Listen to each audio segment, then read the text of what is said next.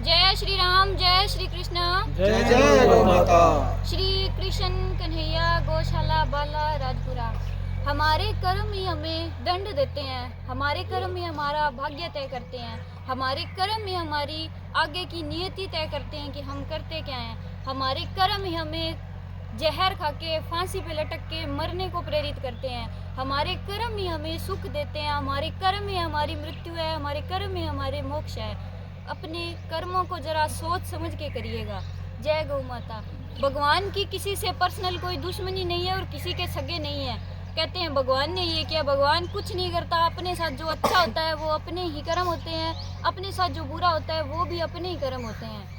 हम इतने सारे करोड़ों काम करते हैं, उनमें से गौ सेवा एक ऐसा काम है जो कभी गलत नहीं हो सकता। हम कोई भी काम करते हैं, हो सकता है एक के लिए सही हो, दूसरे के लिए वो गलत हो जाए, लेकिन गौ सेवा एक ऐसा कर्म है जिसका परिणाम कभी गलत नहीं होगा, ये कभी गलत नहीं जाएगा, हमेशा हमेशा सही रहेगा। तो अपने कर्मों को सोच समझ के करिए और गौ सेवा के बारे में जरूर सोचिए। जय गौ माता। बहुत बढ़िया भाई, सारा ने राम राम। सब कर्मों का खेल है और कर्मों के अनुसार ही जीवन चलता है। जो जैसा कर्म करेगा उसको वैसा ही फल मिलेगा।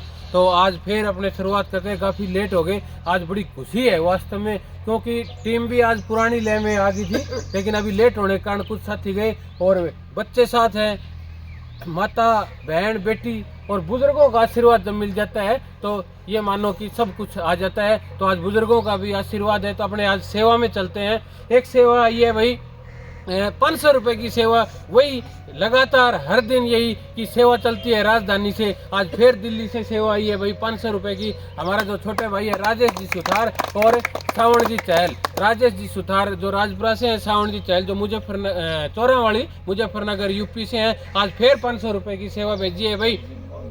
उनका जो DMI है, डेयरी मशीन इंडिया के नाम से जो प्रोजेक्ट है, उनको हिंदुस्तान की सबसे बड़ी कंपनी जो अमूल के साथ उनका टाई अप हुआ है। तो इसके लिए उनको बहुत बहुत बधाई और बहुत बहुत शुभकामनाएं और उनका बहुत बहुत धन्यवाद है कि दोनों भाई लगातार इस टीम के साथ जुड़े। आपका बहुत बहुत धन्यवाद। और कहते हैं भाई, जहां अपने रहते हैं, जो गांव में या किसी भी क्षेत्र में, हम जैसा हम करेंगे वैसा ही आने वाला कोई देखेगा। अगर बाहर से कोई आदमी आता है हमारे पास तो वो क्या देखेगा कि भाई इस गांव में, इस गांव की क्या विचारधारा है, इस गांव में क्या हो रहा है। तो अगर अच्छे विचार मिलेंगे, अच्छी संगत मिलेगी तो वो अगला भी उसी रंग में रंग जाएगा। तो यही इसी कड़ी में कल जो लवकुश जो भाई शामली यूपी से आए थे गुड़ बेचने अपने गाँव में, गुड़ बेचने अपने गाँव में आए थे। तो उन्होंने इस गाँव में जहाँ भी वो गए और जहाँ वो जिसको भी मिले तो सबके मतलब ये विचार थे भाई, गौ माता के प्रति सबकी आस्था थी, गौशाला की। हर उसने ये कहा कि भाई मैं जहाँ भी रुका हूँ गौशाला की बात चली है। तो वो इस चीज से प्रभावित होकर 30 किलो गुड़ दे के गया भाई। शामली से यूपी से गुड़ बेचने आया था बेचारा।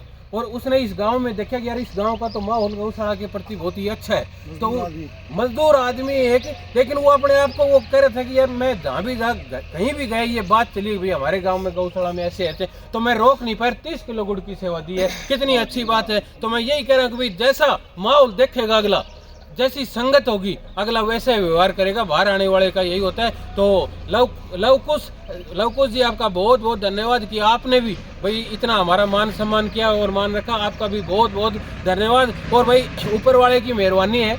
सबसे बड़ी बात यह है कि मैं तो ये मानता हूँ भाई इस टीम की भी, इस गाँव की भी, पूरे, क्योंकि एक आदमी कोई कुछ कर नहीं सकता। ये पूरे गाँव के सहयोग से गौशाला चल रही है, सहयोग सबका चाहिए। तो ऊपर वाले की बड़ी मेहरबानी है कि हम यहाँ पर जो भी फरियाद करते हैं तो ऊपर वाले के माध्यम से जरूर वो सुनी जाती है। भाई तूड़ी की हमने फरियाद करी ना, लाइन लगी हुई है और इतने फोन आ रहे हैं तूड़ी के लिए कि पूछो मत। हर आदमी मतलब लगा फोन कर करके पूछ रहा है कि जी एक ट्रॉली मेरी, एक ट्रॉली मेरी। तो बड़ी अच्छी बात है ये, अच्छी पहले इस पूरे क्षेत्र में 9 RB से 8 RB सब मतलब लगातार। और जो दूर दूर बैठे हैं जो हमारे बटाऊ है वे भी मतलब फोन करके ये कह रहे हैं कि जी एक ट्रॉली तोड़ी कितने पैसे होंगे। तो ये बड़ी खुशी देती है। जो हमारे इस क्षेत्र का जितने भी कर्मचारी हैं वो भी फोन कर रहे हैं। तो कहीं ना कहीं मैं ये मान सकता हूँ ऊपर वाले की मेहरबानी है। और आज बड़ा अच्छा लगा क्योंकि आज डाइट भी अच्छी थी, हरी सब्जी गौ माता के लिए दी, इसलिए लेट हो गए। और सबसे बड़ी खुशी ये हुई कि हमारे बुजुर्गों का आशीर्वाद आज मिला है। हमारे कृष्ण जी बना तो लगातार जिस दिन से यहाँ ईंट रखी उस दिन से गौशाला में आ रहे हैं, लेकिन अब सर्दी का मौसम था पीछे से तो हमारा मिलना कम हुआ है। तो हमारे आदरणीय मुखराम जी ये भी है, देखो इतने बुजुर्ग आदमी 3-4 किलोमीटर पैदल चल के, और इनकी ये आस्था भी गौशाला में चले। हमारे आदरणीय नानूराम जी तो लगातार हर दिन लगभग इनके साथ तो हमारा मुलाकात होती रहती है, ये जल्दी आते हैं। लेकिन देखो कितनी अच्छी बात है, ये एक सोच है, घर से ये सोच लेके चलते हैं कि गौशाला तक जाना ही जाना है। तो इनका आशीर्वाद भी आज मिल गया, तो इनका भी बहुत बहुत धन्यवाद, बहुत बहुत आभार। क्योंकि जहाँ बुजुर्गों का आशीर्वाद और बच्चों का प्यार मिल जाता है वहाँ कोई कमी नहीं रहती। तो सबका धन्यवाद, आप ऐसे ही प्यार और आशीर्वाद बनाए रखें और गौशाला से जुड़ते रहें। जय सिया राम, जय गौ माता। जय गौ माता।